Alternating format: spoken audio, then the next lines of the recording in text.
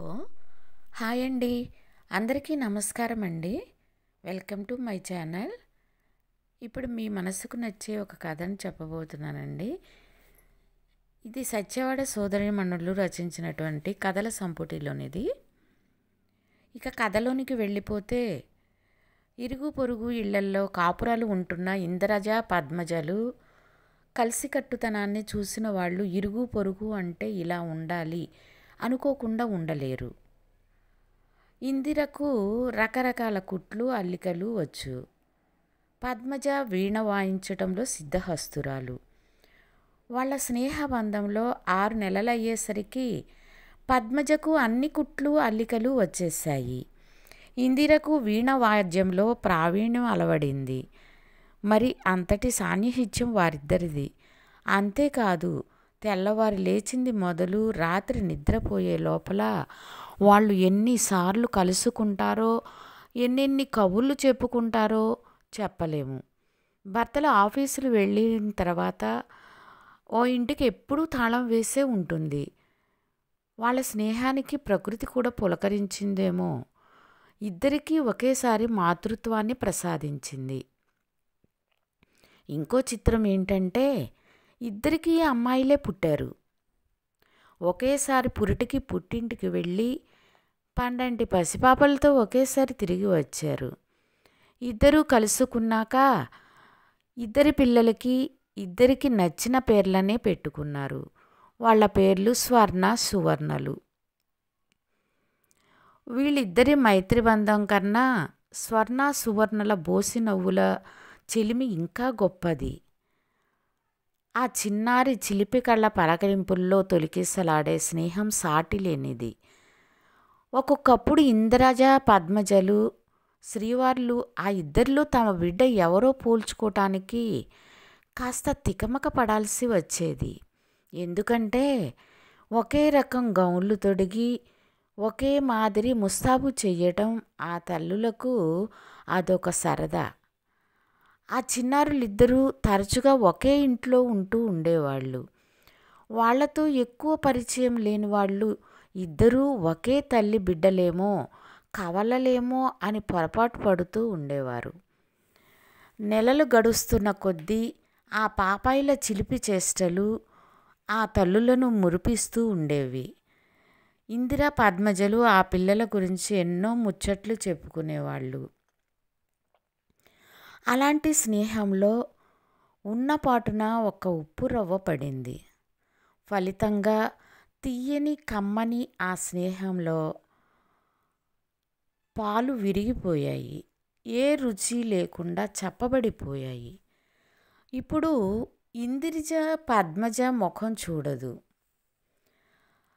ఇందిరజ ఎదురైతే తటాలను తలుపేసుకుంటుంది పద్మజ. ఇంతకీ ఆ పాలల్లో పడిన ఉప్పు రవ్వ ఏమంత గొప్పదేమీ కాదు. సిల్లి తగాదా.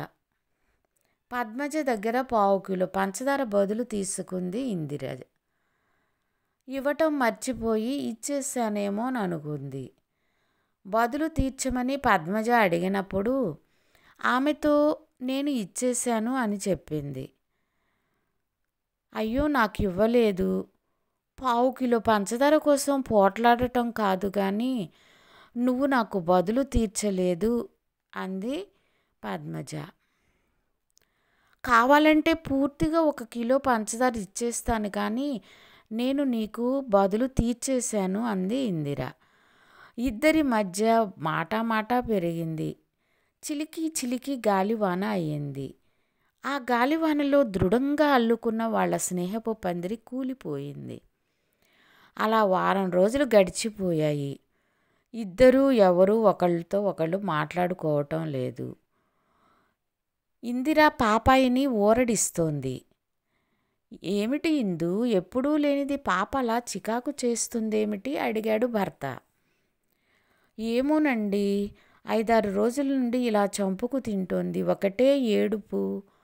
పోనీ జ్వరమా అంటే అదేం కాదు. ఆకలేమో అనుకుంటే పాలు త్రాగేసి కూడా ఇలాగే ఏడుస్తోంది. భర్తకు బదులు చెప్పేసి పాపాయిని సముదాయించడంలో మునిగిపోయింది ఇందిర. సరిగ్గా అదే సమయానికి పద్మజ స్థితి కూడా అలాగే ఉంది. పొద్దస్తమానం పాప ఏడుస్తూనే ఉంది. ఏడుపు మానకపోవడంతో ఆమెకు భయం వేసింది. పద్మజ భర్తతో అంది, ఇదేమి మాయరోగమండి, ఇలా ఏడుస్తోంది. ఆ మాటకతను, సాయంత్రం రెడీగా ఉండు, పాపని హాస్పిటల్కి తీసుకువెళ్దాము అన్నాడు. అనుకున్నట్లే హాస్పిటల్కు వెళ్ళారు. పాపను పరీక్షించిన డాక్టర్ గారు, పాపకి ఎలాంటి అనారోగ్యం లేదండి, అంతా బాగానే ఉంది. ఆరోగ్యంగా ఉన్న పాపకు ఏం టాబ్లెట్స్ ఇవ్వను అనేశాడు. నిరాశగా అడుగులో అడుగేసుకుంటూ ఇంటి ముఖం పట్టిన ఆ దంపతులకు దారిలో ఎదురైంది ఇందిర, భర్తతో పాపతో సహా. ఇందిర కూడా పాపని హాస్పిటల్కి తీసుకువెళ్తుంది. ఇందిర పద్మజలు ఎదురైనప్పటికీ ముఖాలు చాటు చేసుకున్నారు. వాళ్ళలా మాట్లాడుకోకుండా ఉండే లోపే వాళ్ళ చేతుల్లోని పాపాయిలు ఇద్దరూ కూడా ఒకరిపై ఒకరు ఉరికినంత పనిచేశారు. పకాలను నవ్వుకుంటూ నవ్వేసుకుంటూ పలకరించుకున్నారు. ఆ పసిపాపల ముఖాలలో విరిసిన ఆ పసిడి కాంతులు ఎవరికీ వర్ణింపశక్యం కాదు. చూసిన ఆ తల్లులకు అర్థమయ్యింది తమ బిడ్డలు ఎందుకోసం ఇలా తల్లడిల్లిపోతున్నారో అని. ఇంకా హాస్పిటల్కు వెళ్ళక్కర్లేదండి, ఇంటికి వెళ్ళిపోదాం పదండి, తన పాపను పద్మజ చేతికి అందించి ఆమె చేతుల్లోని పాపను తను తీసుకుంటూ అంది ఇందిర. ప్రేమగా ఇందిర పాపను ఎత్తుకున్న పద్మజ స్నేహపూర్వకంగా ఆమె చెయ్యి పట్టుకొని, మనం చిన్న విషయాలకి గొడవపడి మన స్నేహాన్ని వదిలేసుకున్నాము. మన చిన్నారి పిల్లలు వాళ్ళ స్నేహాన్ని వదులుకోలేకపోయారు.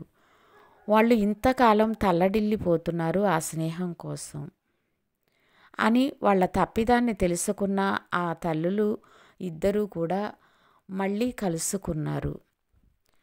హాయ్ అండి. ఈ కథ కనుక మీకు నచ్చినట్లయితే ప్లీజ్ లైక్ చేయండి, సబ్స్క్రైబ్ చేయండి. Thank you for watching.